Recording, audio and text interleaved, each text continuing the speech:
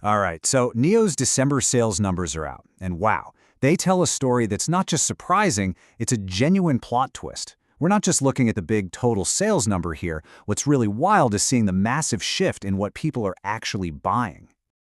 When the raw data first came out, the immediate reaction from the folks who track this stuff was, and I'm quoting here, "Holy crap." And honestly, once we dive into the breakdown, you are totally going to see why. This is a real shocker. So what is really going on with these December sales? I mean, the total number, that's just the headline. The real story, the juicy stuff, is buried deep in the details. So let's peel back the layers and figure out what these numbers are really telling us about NIO's strategy and, maybe even more importantly, what its customers are thinking.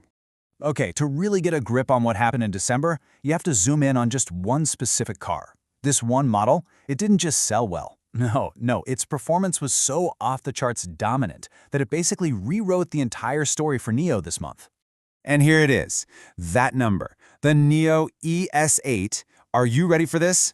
It delivered a staggering 22,258 units in December alone. That is just absolutely nuts. I mean, to put that into perspective for you, that's nearly half of all the cars NIO sold that month, all from this one model. I mean, just look at this chart. The visual gap is insane. The ES8 just towers over everything else. The number 2 seller, the ET5T, sold, what? Just under 4,000 units. That's a difference of almost 19,000 cars. This isn't just a win, you guys. This is total, complete dominance. So the big question has to be, why? Well, all the data seems to point to a clear tale of two technologies. See, the ES8 is built on NIO's very latest 900-volt platform. Now, in simple terms, that means you get real benefits, like ultra-fast charging and just better efficiency all around. It's all the cool new tech that people are getting excited about.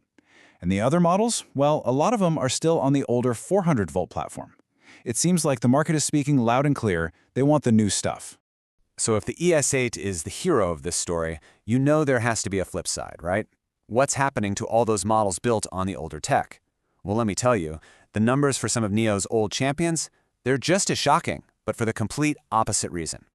Get this. The ET7, which used to be NIO's flagship sedan, sold only 78 units. But wait, it gets worse.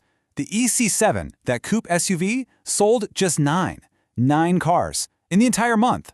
One analysis I saw literally described it as being on the brink of extinction. And yeah, you can see why. It looks like people are just completely ignoring it for better options at a similar price, like that superstar ES8. But wait, the story doesn't stop there. We also have to talk about NIO's mass-market sub-brand, ONVO. And this is where things get really, really interesting. Because the sales numbers from ONVO throw a huge wrench in the works. It's a puzzle that kind of complicates the whole story. Okay, so first, let's start with the good news for the brand. The ONVO L60, that's their direct competitor to the Tesla Model Y, has been incredibly consistent. It sold nearly 5,000 units. That's a really solid performance, you know? Strong, stable demand. It's exactly what you want to see. But then we get to its bigger sibling, the L90. Now this was supposed to be the big blockbuster SUV for ONVO, packed with all the features. Instead, it saw a massive drop in sales. It fell to just over 4,100 units, which means it actually got outsold by the smaller L60. This is the complete opposite of what everybody was expecting. So what is going on here? Well, one really strong theory is something called cross-brand cannibalization. Basically, our potential ONVO L90 buyers looking over at the incredible tech in the NIO ES8 and thinking, maybe it's worth spending an extra $20,000 to upgrade. The data seems to suggest that might be exactly what's happening. So while NIO is dealing with all that internal competition, it's not all high drama and crazy plot twists. There's actually one more piece to this whole puzzle, NIO's third brand, Firefly. And with Firefly, we get a story of just quiet, consistent progress. Firefly sold just under 6,700 cars, which shows some nice, slow but steady growth.